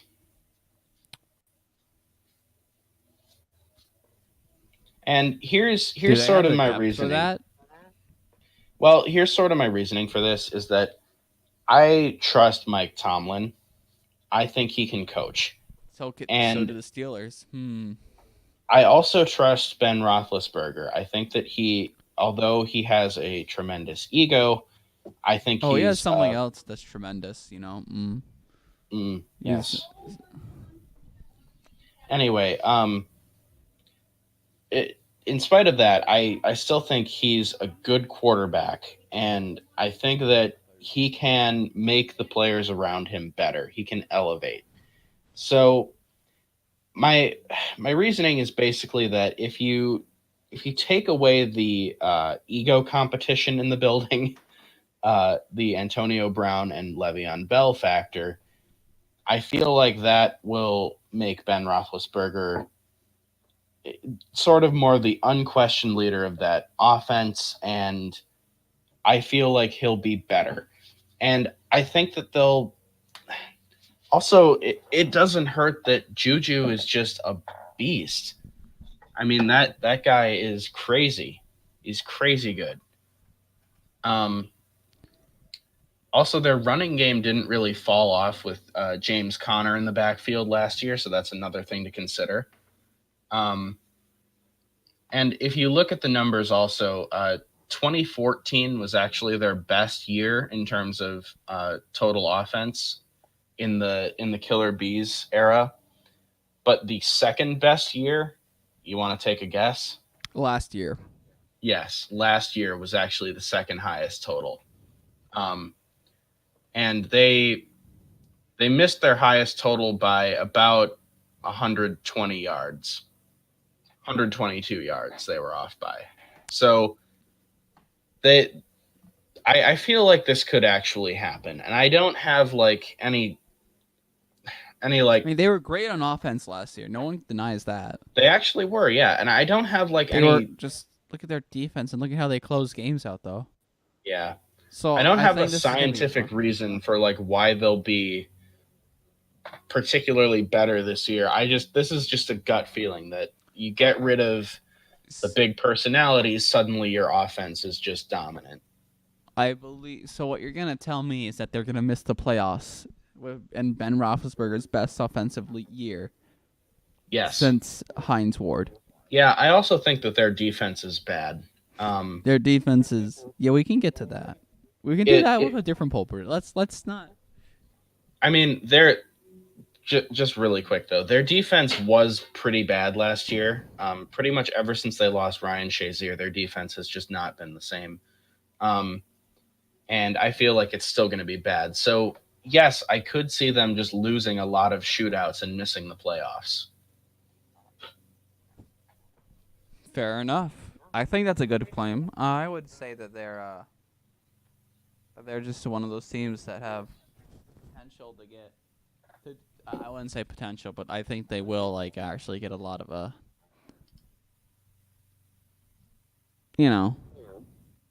Yards. they can move the ball down the field fast and a lot through a game. That's about it. Can they win a game? Nah. No. They're not going to be winners. They'll be stat fiends. Well, if you want to move on to your next prediction, then right. We can do that. Picture this. It's 2020, 2021 season, right? The end of it. And statistically, the two teams with the most deflections, interceptions, the highest coverage in the secondary, these statistics are all blown away by two teams. Okay. At number 2 and 1 in the league, the Bears and Packers sit with the two best secondaries in the league. Yeah. I like this. Now, look at who they've been drafting. Look at this. Yeah. Look at. Now I've already expressed how I believe the Bears have the best secondary already, and they're just gonna keep like Eddie Jackson with Kyle, with all the people that are supporting him in that cast, and the safety that they just got. Oh boy, oh boy, how do you throw against that unless if you're A-Rod? Like, oh boy, they actually are insane. Like, I don't see how the Bears can be bad on defense now because they also have Khalil Mack. Like, what is it's unfair how good the Bears secondary is. So what is your actual prediction here? I don't know statistically how I'm gonna put this, but they're gonna have the best. Both of them are gonna have the best secondaries in the league. Now, I'll count it as a win, as if they're both considered like in the conversation for best, right? And at least one of them is like generally generally accepted as the best. So, I mean, would this be like pass defense? Would that be those sorts of stats, or like? It's not a statistical category, is it? It's just like you watch them play the game. You're like, these are the best players in their position, and this is the best. Like, you can't really statistically do it because all the statistics are team based. Yeah. So you're talking specifically about the secondaries of these two defenses. So that and the specific Packers, unit. Jair Alexander. Oh God, why do I keep forgetting about the people who are just drafted? Their names. Darnell Savage.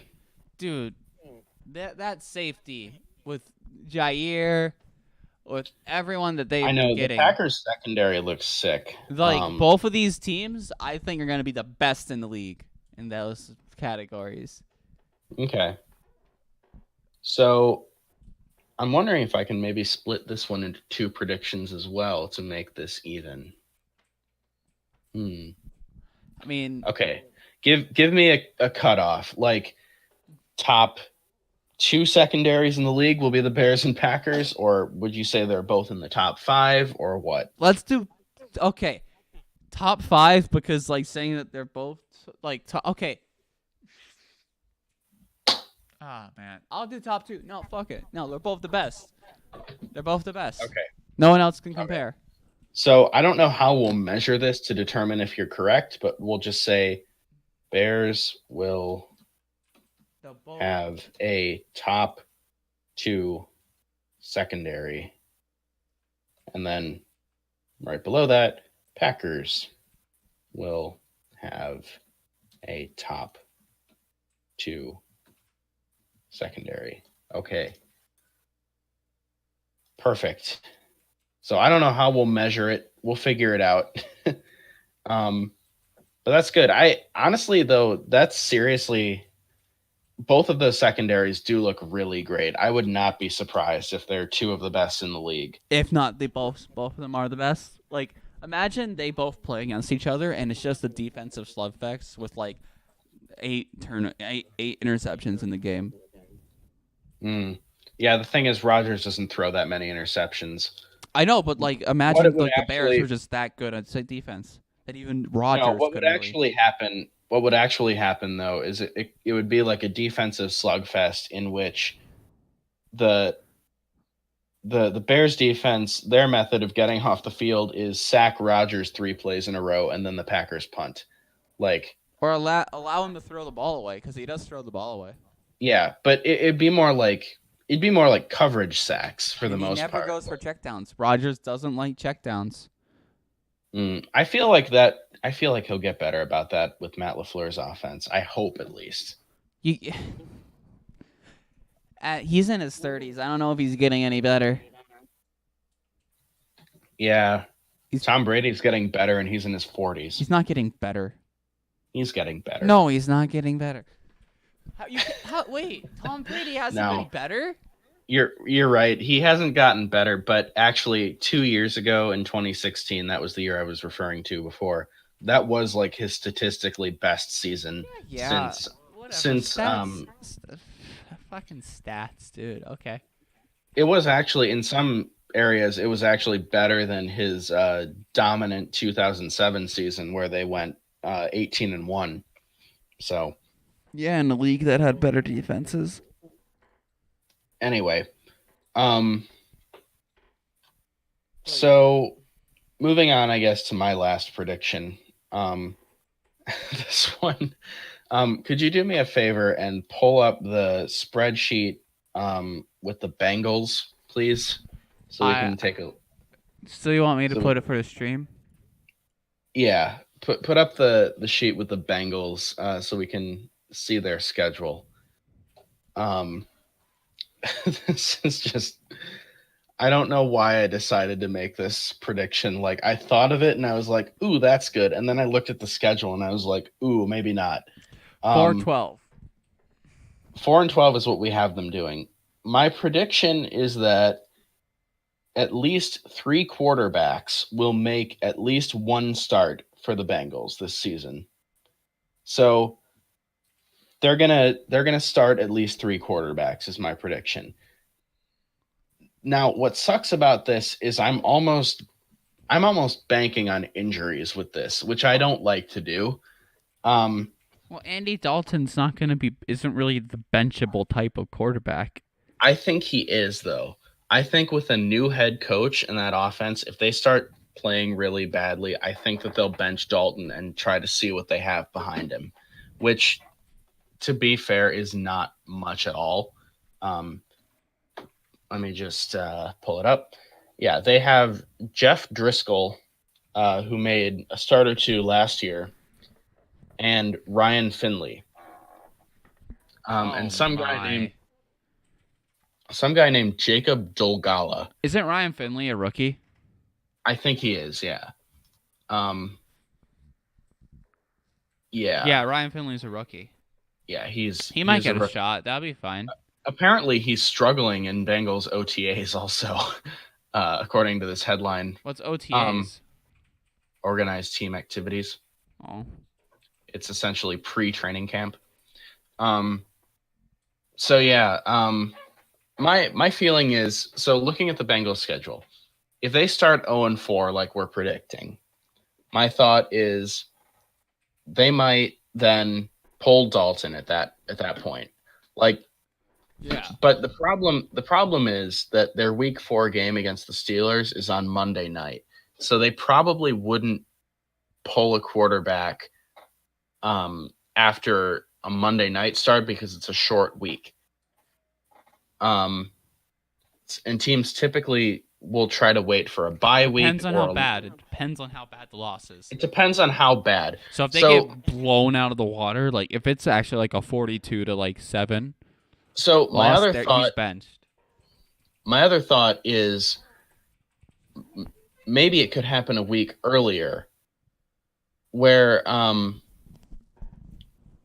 if they lose, hang on one second. Can you vamp for a second? Oh, as we watch him go through the grassland, the savannah with his crossbow in hand. Rylan. Okay, sorry about that. I was commenting my brother playing Rust. Okay. Anyway, so my thought is, okay, they lose to the Seahawks at Seahawks and versus 49ers. Those are tough matchups to start the year, so understandable.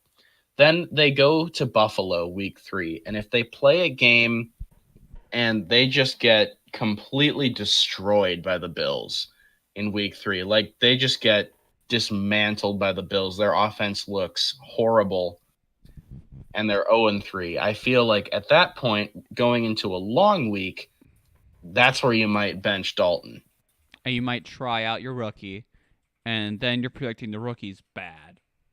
Essentially, yeah, I'm predicting the rookie's bad. So they lose to the Steelers, and then they beat the Cardinals in week 5. So he gets a win. People get false hope for this rookie. They get false hope, but then they lose to the Ravens, Jaguars, and Rams, and I feel like the Rams loss in London would also have to be just really, really bad.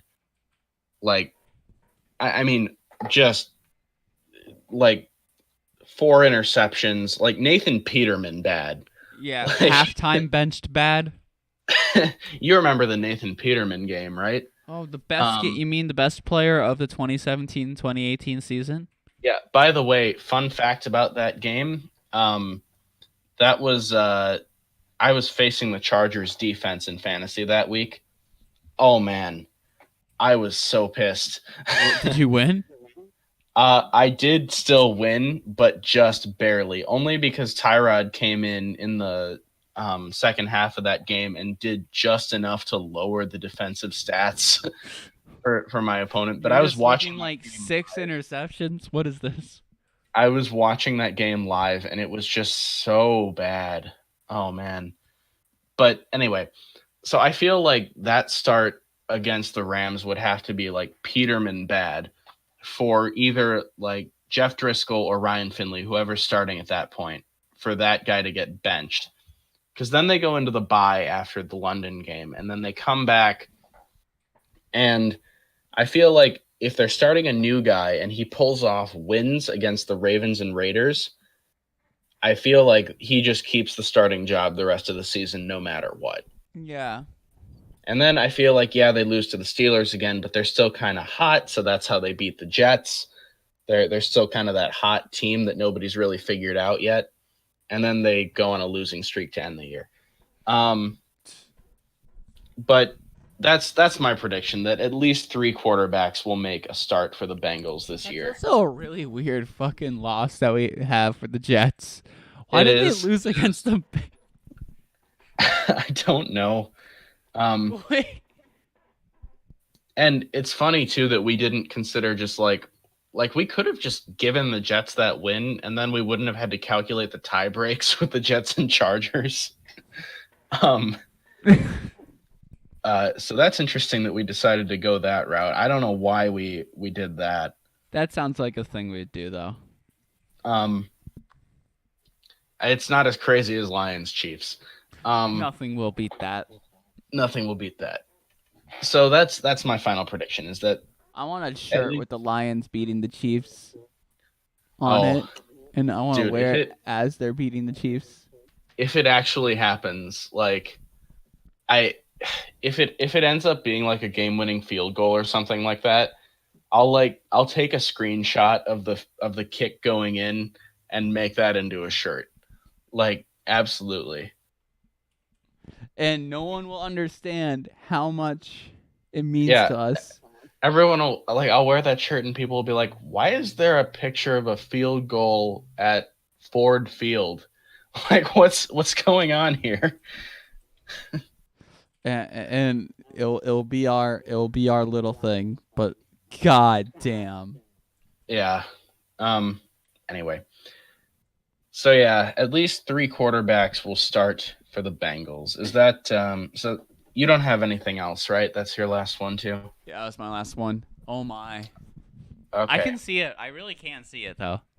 Especially with a Yeah. rookie in the mix. Yeah, it's I'll be happy if it happens, I guess. It's just the only long shot. Like the other way that it could easily happen is if there's injuries. Like if Dalton's hurt, then it's almost guaranteed that at least 2 others are going to start. Like if Dalton suffers a season-ending injury early on, but barring injuries, it would be really interesting to see if that actually still could happen. I agree. And Dalton, I don't think it's the type of guy that really gets hurt often.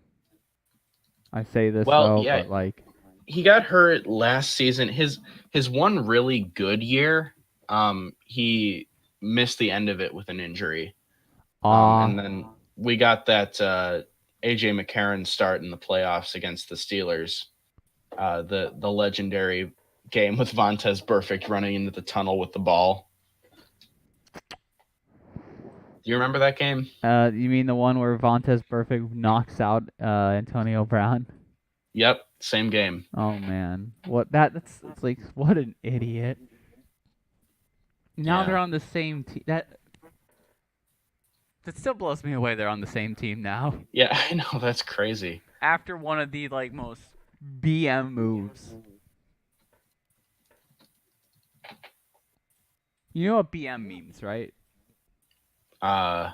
Maybe? Bad manners. Oh. Okay. I assume you agree. Yes. Sorry, I was still typing. I was trying to figure out how to spell Cincinnati. I think I got it right. Nope, I got it wrong. Damn it. Just say Cincy. I have to spell it right. Cincinnati is a stupid name for a city, by the way. I hope you don't mind me on screen getting the albums up because I think that's where we're heading. Yeah, we're there now. If we want to get into that. So, okay. How did you feel about Okerville? Yeah, so don't fall in love with everything or with everyone you see. Okerville River. I actually really like this album. Oh, that's a good one. Yay. Yeah, this might actually be my favorite album so far that you've recommended to me, and like, it wasn't. How can I put this? Like, I don't typically listen to folk music, but I do like folk music, so it was just good. Like, it's not the sort of thing that I normally listen to and identify with, but I did enjoy it. So yeah, it was good. What would you say was your favorite track off it? I'm curious. Let me think here. I gotta remember. Because Westfall is one of my favorites, but I also like Dead Dog Song and Red. Those are my 3 favorites, I think. Red was the first song. I actually did really like Red. Red is my favorite color. Red like your mother's eyes after a while of crying about how you don't love her. Mm-hmm. Such a good lyric. Yeah. Yeah, the last song, Okerville River song, was good too, I thought. Yeah. Yeah. There were several good ones. All the ones you mentioned. Westfall was good. Yeah, it was just a good song I heard off the album. because I'd Yeah, originally heard them off of Black Sheep Boy, which is their like quote unquote popular album, hmm but everything's relative with them, I guess. yeah, and like overall, like I listened to this kind of like doing other stuff at the time, like I often do with these. So I feel like I didn't get the full experience, and I'll probably actually listen to this again, which is I think the first time I'm saying this about one of your recommendations. um, but I think I will listen to this again, and it was good. I liked it. Yeah, So that's good yeah, to hear because I really like this album. Uh, Moving on from that, Churches was what I expected it to be. yeah, that's too Production bad. wise, it's all right. I think that's the strong suit with Churches is that they're a pretty solid production. Got really creative minds behind that, and then the lyricism and the vocalist is kind of just boring, kind of bland, Really? unappealing for me. And Huh. if I were to basically, I was just thinking like, why can I not be listening to Grimes right now? Because they Hmm. remind me of Grimes, which is I don't know if you know this. Elon Musk's girlfriend is Grimes, Okay. and she is like my favorite like of all these artists, unless you count Genius or there are a few in this boat. Charlie XCX maybe counts, but like Charlie is a different breed of pop. I feel I really like Charlie. Uh, but not the most interesting. I don't know. So you didn't like the vocalist, huh? No, I actually like her voice. I think she's a pretty good singer. yeah, I thought it was her motifs that really just she didn't really have a lot of every time she like all her little vocal inflections were just kind of boring. She could have done. I think she has the ability to make something that I would like, but yeah, Okay. it's kind of just Oh, uneventful. that's too bad. I figured I'd Yeah, try something a little bit more on the periphery of for my sure. No, yeah. it was Okay. yeah. Well, would Uh, you like to get on I'm. to Oh yeah. next Now time? I like a lot of some of my favorite albums are really sad, really really sad pieces Oh, of music. I'm sorry. Before you get into yours, I'm not gonna like interrupt you and tell you what my recommendation is. I do want to just warn you in advance, though. I have no idea why I'm recommending the album that I'm recommending to you this week. You've done that before. I have. This one is just super random. It just like popped into my head. I'm like, oh yeah, okay, that might be a good one, and that's what we're going with. I listened to it last night. I'm like, yeah, this is solid enough. We're going with it. Okay, anyway, you go ahead with yours.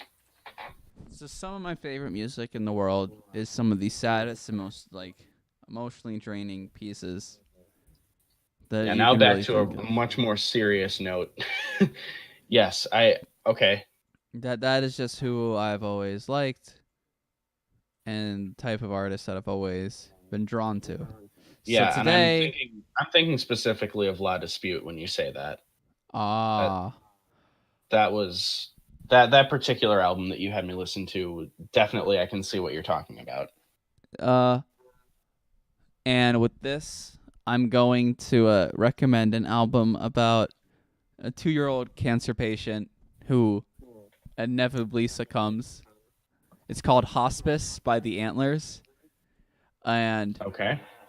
although the first half for me is a little too slow a lot of times, and that does take away, the second half of the album is really chilly. It's like really, really like depressing and just emotionally captivating. Like it's really good because the narrative follows both the nurse that takes care of the patient and the patient themselves. Hmm. And a lot of songs like have the narrative like 2 is my favorite song on the album, and 2 is just sad. Okay. I I could see this going either really well or really horribly when I listen to it. Like I'm either going to be drawn in and really like it, or I'm just going to absolutely hate it. It's Just based on your description of it. it's not So, gonna be all right. abrasive. It's just gonna be really like it's. The, you'll see what I mean when I say it's more somber and it's just more subtle. It's not like Law Disputes, like post-hardcore rock Okay. induced. Like no, it's nothing like that. It's more. Okay. Why do you keep recommending things with dead kids? Eh. This has got to be like at least the third or fourth album you've recommended that has dead kids. There was Law Dispute. Yep. This one. Uh-huh. If I go to picture, I mean, I feel like there was at least another one. I mean, Morbid Stuff doesn't. Prodigy doesn't. I guess I could be wrong. Maybe. Anyway. Yeah. Whatever. I guess not. I guess it's just the second one with dead kids. Okay. So we'll see. That sounds interesting. Interesting.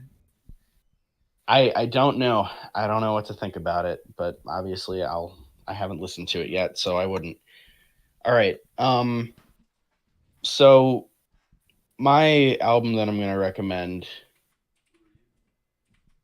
and again, I do not know why I've chosen this album, to be honest with you, but I'm recommending Screaming for Vengeance by Judas Priest.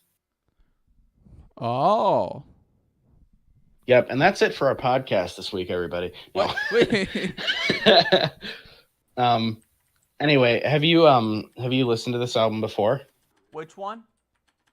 Screaming for Vengeance by Judas Priest.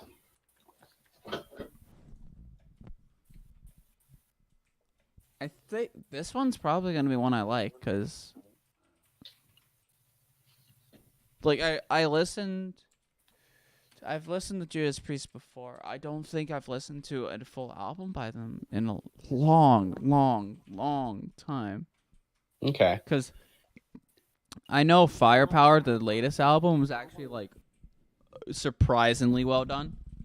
I don't know if I've actually listened to that yet. I might have to check that out. Because it like is a return to form and actually sounds very close to what they've done in like albums like Screaming for Vengeance. But yeah, I'd probably really like this album. This album does have probably their best known song, which is You've Got Another Thing Coming. But I think actually my favorite track on this album is probably Electric Eye, which is the first real track. There's like a instrumental intro before that, but anyway. Yeah, I don't know why I recommended this. It's just sort of occurred to me, and I'm like, oh yeah, I haven't listened to that in a long time. No. Of all the recommendations you've done, this is probably going to be my favorite. Okay, well. Either that or, you know. Yeah. Or you'll just be like, no, this didn't hold up.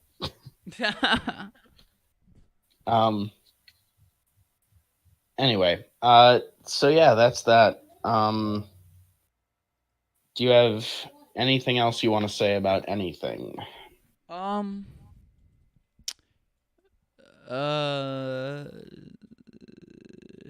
I actually don't. I was gonna try to think of something funny and I couldn't. Great. You know, it's funny because I did the whole Futurama thing.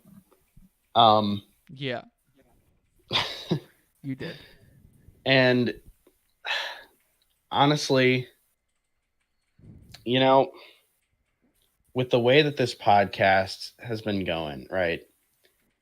I think I'm just going to start my own podcast with blackjack and hookers. In fact, forget the podcast. All right. Bye, everyone. That's the end. All right, that's the end. End scene.